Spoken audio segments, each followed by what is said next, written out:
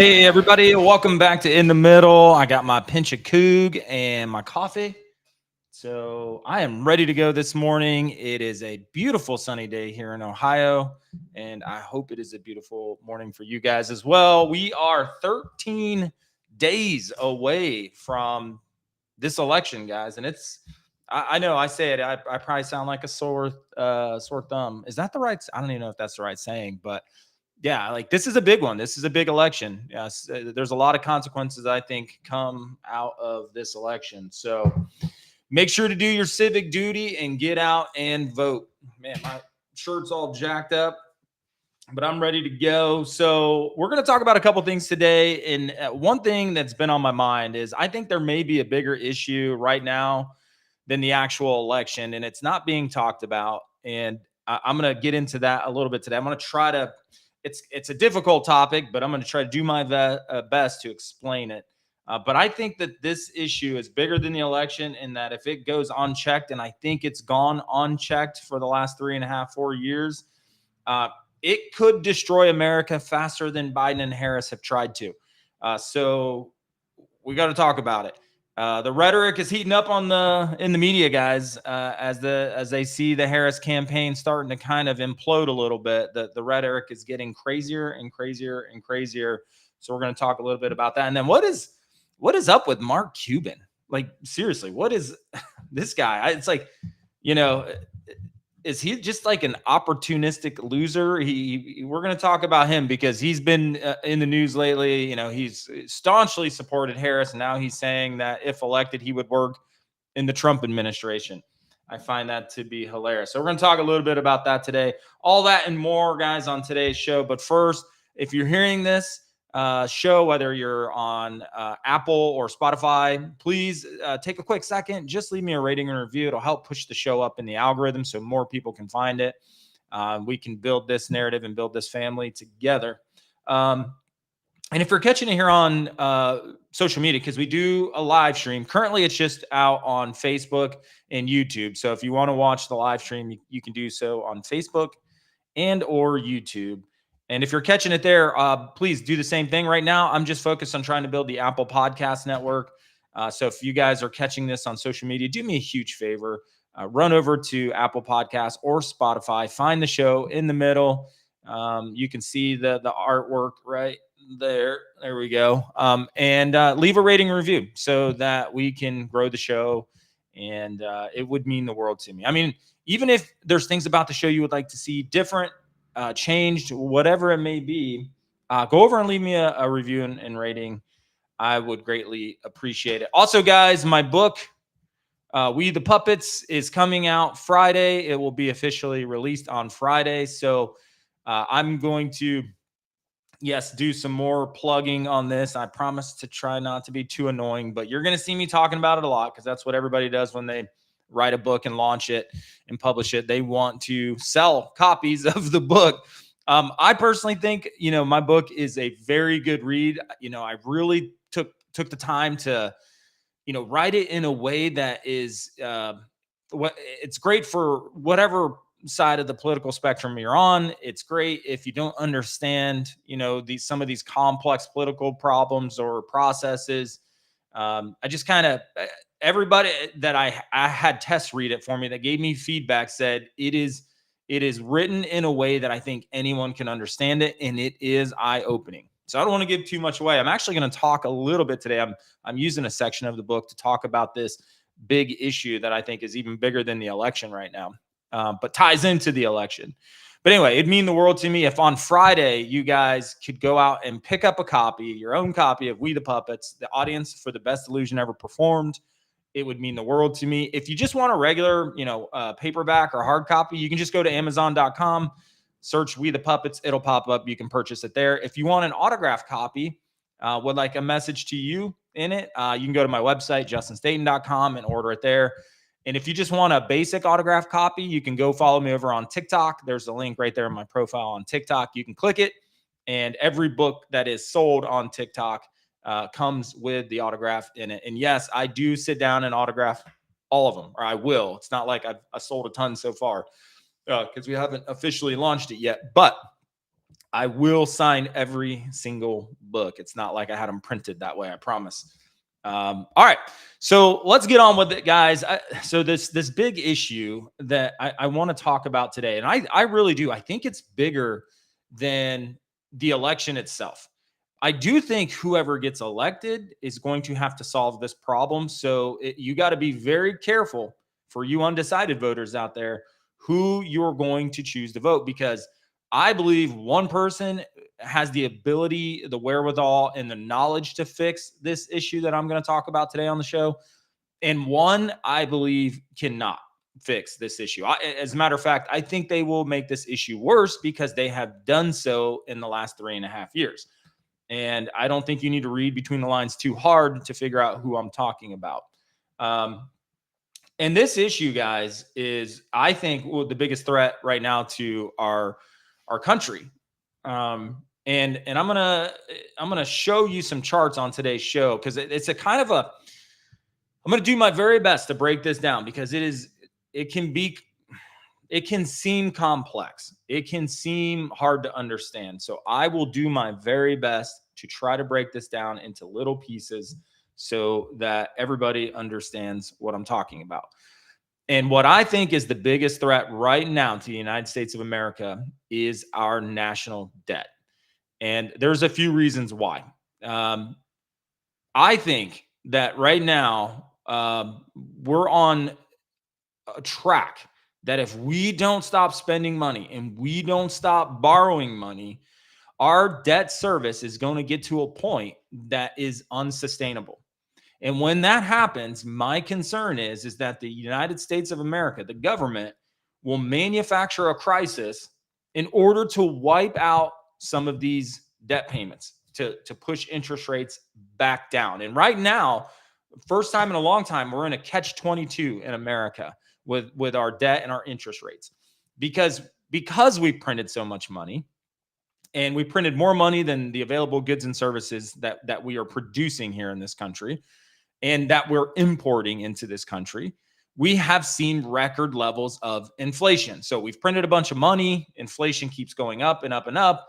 Well, in order to combat inflation, right, the Fed had to come out and raise interest rates to try to combat the inflation, the rising cost of everything. But that creates a catch-22, right? That's the proverbial. Is that how you say that word? My gosh, I can't talk today. But that is the catch-22, right? That is the rock in a hard place. Like, we're right in between the rock and the hard place right now, because we had rampant inflation and the Fed had to come out and combat that, and they had to raise rates. But they also caused another issue I'm going to talk about today. And that issue is because rates went up, we have to now borrow money, right, to continue spending all of the money we're spending in this country at a higher interest rate, which takes up our interest payments, our debt service, right? And it's no different than you at home. If you go out and you bought, say, a car in 2020 when interest rates are really low, now that car is 4, almost 5 years old, and you're like, man, I need to get another one, and you go trade it in, and you're buying the same car, except now interest rates are 3 times what they were in 2020, right? So your loan payments, unless you put more money down, right, you spend more of your own money, are going to go up. So at some point, that can get unsustainable. And that's where we're at in America right now. We had rampant inflation, right? Record levels of inflation. The Fed came out, raised interest rates, and now we've created higher rates to borrow the money to go spend. The government has, right? So, and I'm going to show you this chart because I think it's so important to understand where we're at right now. And what you're looking at, this is straight from the U.S. Bureau of Economic Analysis. Okay, this is like Fred's report. Like, you can go out there, you can Google, you can find this report, so you can see that I'm not full of crap. But this is a report, and you can see it starts on the left-hand side of the chart all the way at 1955. And for those of you listening to the podcast, I apologize. I will do my best to explain this. But then it goes all the way to current day. And on this chart, it's pretty level. And then right around 1972, which is when we went off the gold standard, by the way, and I talk about that in the book, you can start to see our debt service, because we started borrowing more and more money, has gone up and up and up. So this chart is a representation of our country's debt service. Now, what you can't see is the left side of the chart. I just wanted you guys to see the line. And what you can't see is how much that debt service is costing us, which is on the left side of the chart. And you can go out and Google this and find this chart and see for yourself. But what you'll see is that by the time we get all the way over here to present day, where the chart is shooting straight up in the air, we have officially gotten to where our debt service is over $1 trillion a year. $1 trillion. And that is because, and if you see that high spike, that's right around the time that interest rates started to tick up. And the faster interest rates went up, the higher our debt service payments went up, because the more interest you pay, right, the more money you have to pay back. And guys, this track that we're on right now is 100% unsustainable. Like, we cannot sustain this. Now, there's economists out there that will tell you that we can sustain it because our GDP is so large. But there's a huge problem with relying on our measurement of GDP. And I talk about this in the book, We the Puppets, because our GDP is a borrowing GDP, right? Like, consumer debt, government spending, all factors in to GDP. So for example, if a bank gives you a credit card or a mortgage or a home or a car loan, and you pay interest on that, that bank's income is the interest payments that you're making, right? And that income to the bank is a part of our GDP calculation. It's same with government spending. Keep in mind, the government doesn't produce goods, right? It provides services to its people, but it makes no revenue other than taxation, taxing us, or creating money or borrowing more money. That's the only way the government has money, right? It's not a corporation. It's not an entity. The only way it can get more money or revenue is if it taxes us more, or if it prints more money or borrows more money. And you can see by this chart what our government has decided to do, and it's gotten increasingly worse since the 2000s, or since 2000, 2005, is they've borrowed more and more money to an unsustainable rate, to the point where now our annual debt service is over $1 trillion. And the economists will tell you, yeah, but our we can keep borrowing and borrowing and borrowing because our GDP is so great that we have a long ways to go before our debt service would ever compete with GDP. But here's the problem, and here's the thing that they're not talking about, is this is built on a house of cards. And the reason I say this is built on a house of cards is because a good portion of our GDP is factored on borrowing.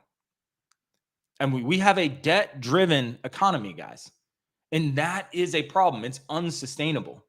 And I believe this is, we talk about existential threats, and you hear about that on the news and in the media.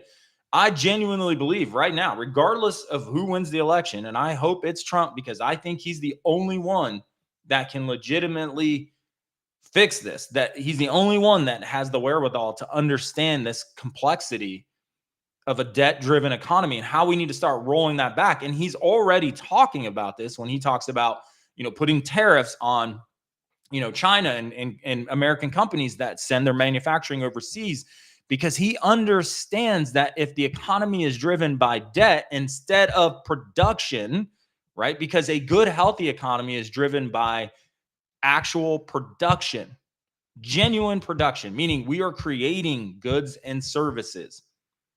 And if it's not driven by actual production and it's driven by debt, that is an unsustainable issue. And for all of those of you out there that make fun of Trump because he filed bankruptcy, etc., you know what? I don't think that's a bad thing. I know you guys say it's a bad thing. It's he filed bankruptcy. He doesn't know what he's doing. And the only reason you think that is because you don't have any real world experience in business. And I can tell you from personal experience, when you fail at a company, that is where you learn the most. You learn the most about how to do things and how not to do things when you fail. But if you never try, if you never put yourself out there and take the risk to learn, you'll never learn. And you'll never know exactly what to do and what not to do. And I can tell you that Trump's bankruptcies did more to teach him how not to do things than how to do things. And when you know both sides of that, I know exactly what to do and what not to do to succeed, you become more successful. Your propensity to succeed, your probability of success goes up, not down. It goes up. And that is why I think he is the only one that can help fix this problem. Because what sank Trump? Debt, a debt-driven and overly leveraged debt-driven portfolio or property. That's what sunk him. And he is looking at the economy right now and seeing the same thing. Because just go back and look at this chart, guys. We're officially at 1 trillion of debt service a year. This isn't conspiracy theory. This isn't, political talking points. Here's the chart straight from the Fed. It's out of control. It's so out of control. It took up a whole chapter in my book where I talk about the consequences of a debt-driven economy. And I'm just going to share some of that with you, because keep in mind what we just talked about with this debt, right? Just keep in mind the last slide that we went over. See, this debt-driven economy has serious consequences for all of us, guys, and society, because it creates a situation where people are constantly on the edge of financial instability, to include our government. We are on the edge of financial instability because the only way to get out of this is to stop spending money, which our government has not given us any indication that's what they would like to do, is to stop spending money. Or you have to tax the people more and more and more, or keep printing money and borrowing it. And guys, when we borrow money, your name is on those IOUs. It's not the people in Washington, D.C. Yes, they're American citizens too, so they have a share in it. But I mean, they're all elitists. They're all making hundreds of thousands of dollars and millions of dollars trading influence in Washington, D.C., while you guys are out there trying to survive on $74,000 a year. It's insane. They're putting your names on these IOUs, and that's the only way you can keep borrowing to keep the economy going. It creates financial instability. There's just no two ways around this. And according to a survey by the Federal Reserve, nearly 40% of Americans would struggle to cover a $400 emergency expense. I mean, that is crazy. See, debt encourages short-term thinking, guys, where the focus is on maintaining a lifestyle, right? And for the government, it's a short-term thinking on maintaining their lifestyle, their cronyism, their buddies, pushing money into things that we don't care about as citizens so that they can keep power and keep everybody happy. And encourages short-term thinking instead of building long-term financial security. And it just keeps perpetuating the system of economic inequality, where those who have the least are often forced to pay the most in interest and fees or taxes. Because that's how it happens. They always talk about, oh, the rich need to pay their fair share. And the rich pay plenty in taxes, guys. Quite literally billions in taxes.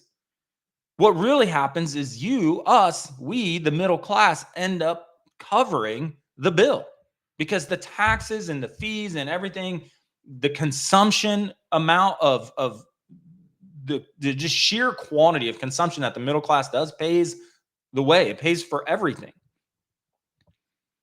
And it puts the IOUs on the back of the people who can afford it the least. And it's got to stop. And there is an irony to this debt-driven. And I talk about this in the book. And this is very important. So if you tuned out, tune back in on this. Because here's the ironic twist. And sorry, Siri's trying to talk to me here. Here's the ironic twist in all of this. Here's the ironic twist of a debt-driven GDP, because that's what we really have. And you guys have been seeing in the news lately, hey, GDP is good, right? Inflation is down. And the whole inflation argument is a joke, because inflation grew at 30% over the last 4 years. But now they're saying, oh, it's 2.5. No, that means it's only growing at 2.5. It already grew 30%, but now it's only growing at 2.5% more every year. So it's not going down. Prices haven't gone down. But that's the lie they tell you. And it's a sleight of hand with the numbers, right? It would make any illusionist proud on how that they massage numbers and how they frame the conversation around the numbers to make it seem like, oh no, guys, economically things are good, and they're not. I'm telling you right now, I showed you the chart. I'm going to show you the volatility chart here in a second, which is going to also help drive this point home. But it's not good. Here's the irony, guys, and I'm just going to read it directly from the book. There's an ironic twist to the story of debt in America that highlights how deeply entrenched borrowing has become in our economic system. Both consumer debt and government debt play significant roles in calculating the gross domestic product, a key indicator of economic health. In 2023, guys, the U.S. consumer debt stood at nearly $16 trillion, while government debt has ballooned to around $36 trillion. And that's where that trillion in debt service is coming from. Yet both are counted in GDP through categories like financial services and government services. See, when consumers take on debt, they often use it to purchase goods and services, thereby boosting economic activity. Financial institutions, in turn, profit from the interest and fees associated with this borrowing, which also contributes to the financial service sector's share of GDP. Okay, so similarly, when the government borrows, it uses those funds to pay for public services, infrastructure projects, and other expenditures that are also counted as a part of GDP. See, this creates a paradox, guys, where borrowing, which can indicate underlying financial instability, is counted as positive economic activity, given the illusion of growth. And that, I believe, is what we're seeing right now. The illusion of growth, economic growth. The economy appears to be thriving, as evidenced by rising GDP, even though that growth is fueled by increasing levels of debt rather than genuine productivity or savings. And it's just a reminder, guys, of how economic metrics like GDP can sometimes mask the true health of the economy. While a high GDP might suggest robust economic activity, it doesn't necessarily reflect the sustainability or long-term stability of that growth, especially when it's driven by borrowing. This reliance on debt for both consumer spending and government funding contributes to a cycle that prioritizes short-term gains over long-term economic security, reinforcing the very issues we've discussed throughout this chapter. That is straight from the book. The irony, guys, of everything you're seeing in the news, because right now they're out there trying to tell you, the Biden administration is trying to tell you, guys, the economy is good. Look, GDP is good. You know, we're combating inflation. Inflation's down to 2.5. And all I got to do is take you back to this chart right here. Tell me how look at the chart. It is off the charts. We're over $1 trillion in debt service. Tell me how that is good for the United States of America, for the government. And then we go over and we look here at the Fed's CBOE volatility index. And so what this shows you is the overall volatility of the markets and where investors think, you know, the markets are going, good or bad. And if you're watching this, you can see there's a couple spikes, like significant spikes on this chart. And if you're not, just know it looks like an EKG, the chart, it looks like an EKG if you're listening to this, with a huge spike around 2008 and then another huge spike around 2020. So in 2008, you guys all know we had the Great Recession. And then in 2020, we had COVID, right? And so you can see that the volatility index has started to come back down just recently in 2024. But the reason I bring this chart up is because I want you to show you how close these spikes are becoming in history. And if you run, and you can go out and Google this chart, just go out and Google Fred CBOE volatility index. Okay. And you can take this chart back several years. This one only goes back to 1990. But if you look at our volatility, it's getting closer and closer. You know, our spikes of volatility get closer and closer. And I don't think this is a representation, guys, of a healthy economy. I just really don't. And I think right now, our biggest issue is this debt, this spending, that we have this illusion right now of economic growth, and we're being sold an illusion of economic growth when there's really it's not growth. Because if it's not genuine productivity, it's not genuine growth. You can't borrow your way to financial success. You just can't do it. It is an unsustainable metric. And right now, our government is printing money, which is creating the inflation. They're using that money to spend on all their stupid initiatives like the Green New Deal and the Inflation Reduction Act. I mean, we spent $3 trillion just in the last 2 years. It's insane. On projects like where we put several hundred billion out to build EV charging stations, and we built 2 or 3. And where's this money going? And the point I'm trying to make, guys, I think the existential threat right now here in America is our unsustainable track that we're on with our spending, with the government spending, and the debt service being now $1 trillion. It's unsustainable, and it's going to drive us off the cliff. It is going to drive us off the cliff because it's an illusion of an economic growth. But it's fueled completely by borrowing, both on our end, the consumer's end, and the government's end. And so I don't think our economy is growing. I mean, you guys feel it. I don't have to. I can tell you all the bells and whistles. I can show you all the charts and the graphs. I can explain all of this to you, all the technicals about economics and borrowing and finance. But you guys are feeling it. You're feeling it in the economy. And guys, I think there's only one person that is capable and knowledgeable enough to fix this. And I believe that's Donald Trump. That's why I'm supporting him in this year's election. Regardless of partisan politics, I'm not supporting him because he's a Republican. It's because I genuinely believe that he is the person, the only person that the two options. I mean, listen to me, stutter and stammer. Of the two options, I believe he's the only one, guys, that understands this, because he's the only one talking about bringing manufacturing back, creating jobs here, creating production here, producing more energy here. He's the only one talking about it, reducing your taxes, because and a lot of you are like, well, if you reduce taxes, how are we going to pay for everything? By creating more genuine production, guys. That's how we can keep funding our defense and funding Social Security and funding Medicare and all of those things. We have to create production here in the United States and stop shipping it overseas and stop borrowing money to buy it to bring it into the United States. Because with more production comes more tax revenue. You don't have to raise the taxes to get more revenue. You just have to increase production. And Trump understands that. And Harris, I don't think Harris understands anything about the economy. She's never run a business. She's only ever been in government. She's never failed. Well, she's failed up. I mean, she's failed in every position she's had with her policies, but she just keeps going up. And this is the person that half of you guys out there want to put in the White House. You're smarter than that.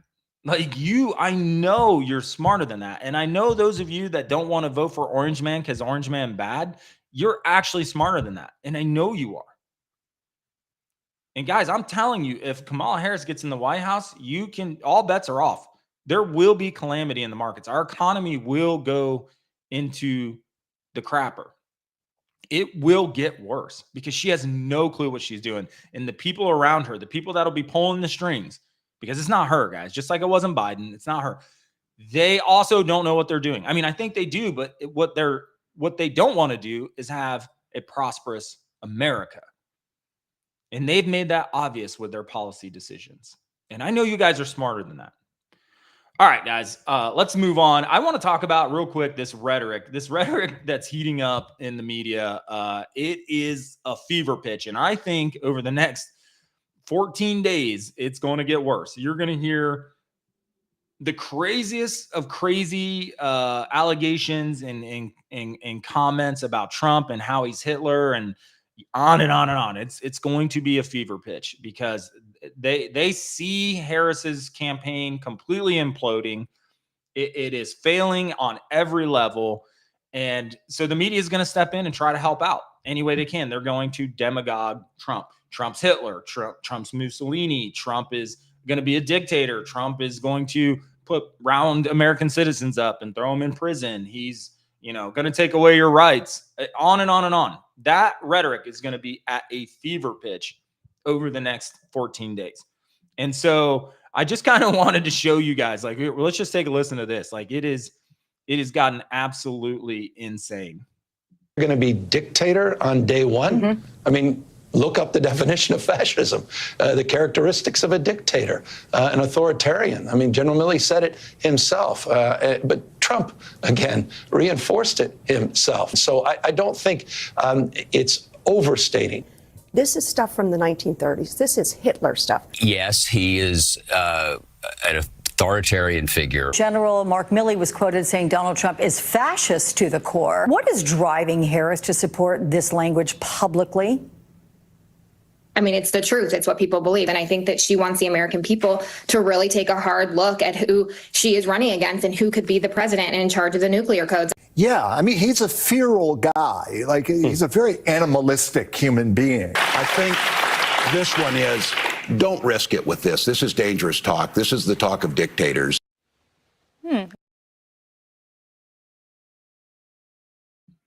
Yeah, and so there you go. I mean, there you go. That's going to be the narrative, guys. That will be the narrative for the next 14 days. And it's going to get increasingly worse. And it's so funny to me. And again, back to, I know you guys are smarter than this. I know you're smarter than this, because the logic test here, guys, is all you have to do is go back and look at the fact that Trump was already in office. And yes, I know you've been told for 3.5 years now that Trump tried to subvert the Constitution and kill the democracy, our democracy, which we're not. We're a constitutional republic. But I know that that's what you understand, or what you think you understand. But here's the logic test. Did Trump leave office? He put in his legal battles. He got his attorneys together. He thought there were anomalies to the 2020 election.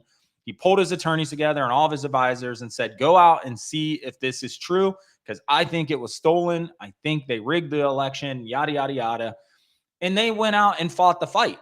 They made their legal claims. They filed their lawsuits. They did it all. And when he saw that it wasn't going to work out in his favor, he left office. If Trump wanted to be a dictator, he could have done it then. Right then and there, Trump could have become a dictator. He could have used the military to round up all of his political opponents, to include Joe Biden and Kamala Harris and everybody, and thrown them in prison. But he didn't. So it's a false narrative. It is a false narrative to try, and I get it. You love America, and you would be pissed if somebody tried to overthrow the government and overthrow our system. I would be too. I would fight the fight with you. But having legal challenges and telling the people you think it was stolen and all that is not trying to overturn this country.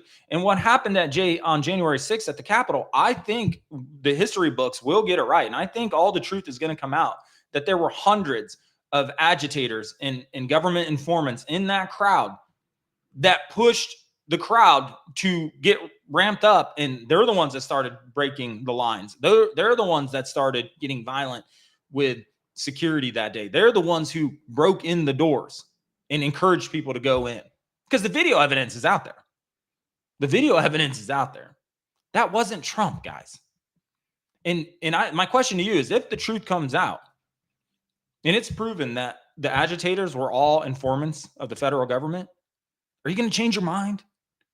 Are you going to change your mind? Because that should change your mind, that it wasn't these American citizens, your brethren, your brothers and sisters in America. It wasn't them that were trying to break the law. And yes, I'll give you that, because I know that's going to be well, there's some of them were, even if there were informants in the crowd, Justin, some of them were breaking the law and wanted to. I agree. My only point is if there were federal informants in that crowd, which all appearances suggest that there were, and they riled everybody else and on purpose, like they were there to push people's buttons and get them fired up to break the law, would that change your mind? Because it should. And that should change your mind about the Obamas. That should change your mind about Nancy Pelosi's and the Chuck Schumers of the world and your party, because that was the party that pushed those buttons. That was the Justice Department that pushed those buttons. Guys, it wasn't Trump. Trump's words were very clear. Make your voice heard, protest peacefully. Peacefully. But I know the narrative that's been pushed down your throat. And this is why, what I just showed you, the video I just showed you, because it's nonstop rhetoric that Trump is Hitler, Trump is Mussolini, Trump tried to overthrow the government, Trump. Guys, this is a derangement. And it's because they, at all costs, they will do anything they can to keep the power. Anything they can to keep the power. And it's sad. What about Mark Cuban? I want to finish the show with this guy. I do not understand Mark Cuban.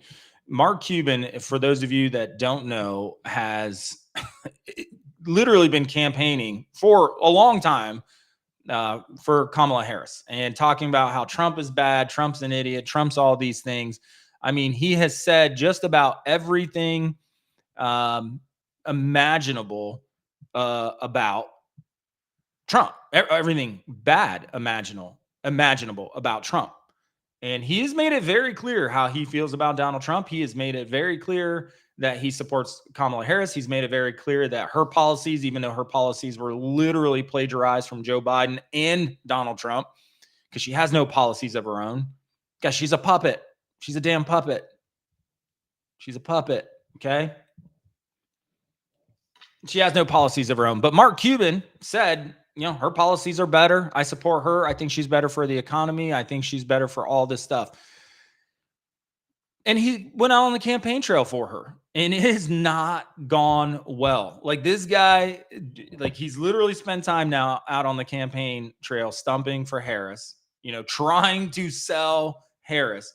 And I think he's seen, because I think what Mark Cuban has done is he's put himself in an echo chamber, right?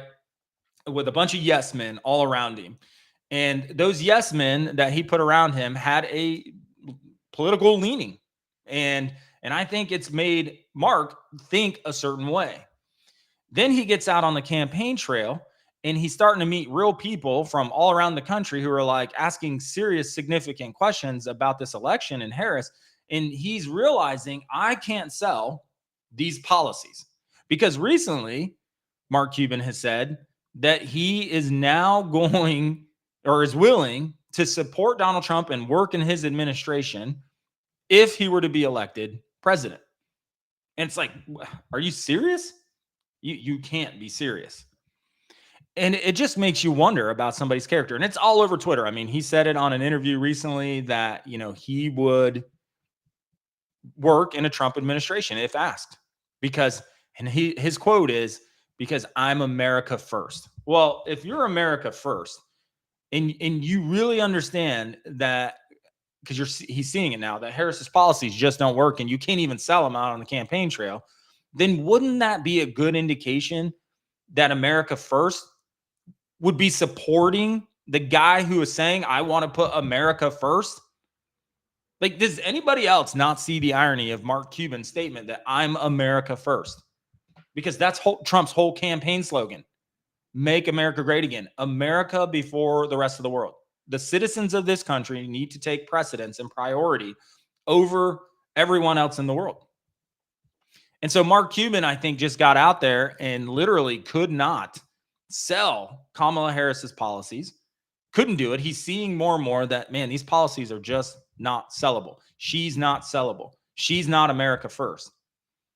And I think he's realized for the first time that he backed the wrong horse here. Now, he's not going to come out and, you know, flip and endorse Trump. That's not going to happen. But I think he's realized that he's backed the wrong horse, because now he's saying, I'll work in a Trump administration if asked, because I'm America first. Well, Mark Cuban, if you're truly America first, then why aren't you backing the candidate that is America first? And that is Trump. I mean, he's made it obvious. And it makes you wonder about Mark Cuban. I think Mark Cuban is an opportunistic loser. And I'm trying not to be too mean here, but I mean, it just strikes me, and I don't want to be catty, but I'm going to be a little catty here. Like when I look at Mark Cuban, I'm like, was he the bedwetter that got picked on all through school? And then he got lucky and made some money. And then like, he just wants to be Mr. Popular. And so he's going whichever direction he thinks the popularity will get him attention and more opportunity. And that's why I say an opportunistic loser, because when you're willing to shift that fast and say, oh, I support this candidate, they're better than Trump, Trump's an idiot, all these things, and you're willing to shift that fast and say, oh, no, I would actually help Trump in his administration because I'm America first. Dude, you're an opportunist. And opportunists are losers. Those are people who are only looking for the next opportunity for themselves, for their clout, they don't care about genuinely helping other people. And I think Mark Cuban, I don't think he's going to come out and endorse. I really don't. I don't think that's going to happen.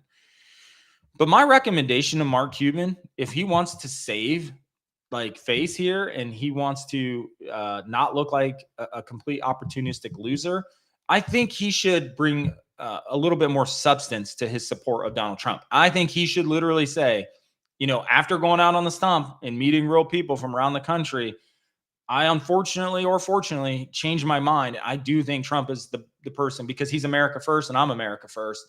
And I can't support somebody who's not America. And I think if what he's looking for is popularity and praise, that's where it's at, Mark. So I don't know. I think it's pathetic and kind of losery on its face, but that's just me.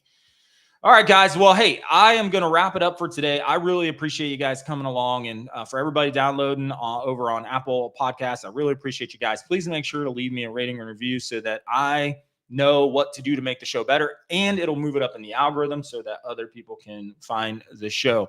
And if you're catching this over on TikTok, please leave some comments down on the videos that I clip up and post over there. And if you're seeing this on social media, again, comments, I read every single one of them. I respond or try to respond to almost every single one of them.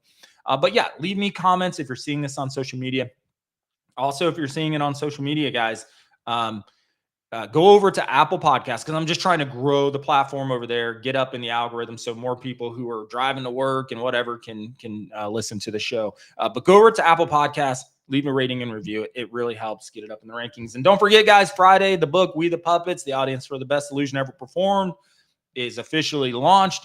Make sure to go out and pick yourself up a copy at Amazon if you just want a regular copy. But if you would like an autographed copy, you can go to my website, justinstaten.com, or go over to my TikTok profile and buy one there. That is it for today, guys. I really appreciate you. I love you. Let's try to make America great again, guys. We're 14 days out. So I love you. You're all amazing, hardworking American citizens, and that's all that matters, regardless of where you think you fit on the political spectrum. So until next time, I just had to cough there, guys. I apologize. Woo! I had something go down the wrong pipe as I'm trying to end the show. That's how it goes sometimes, though, right? Anyway, guys, I love you.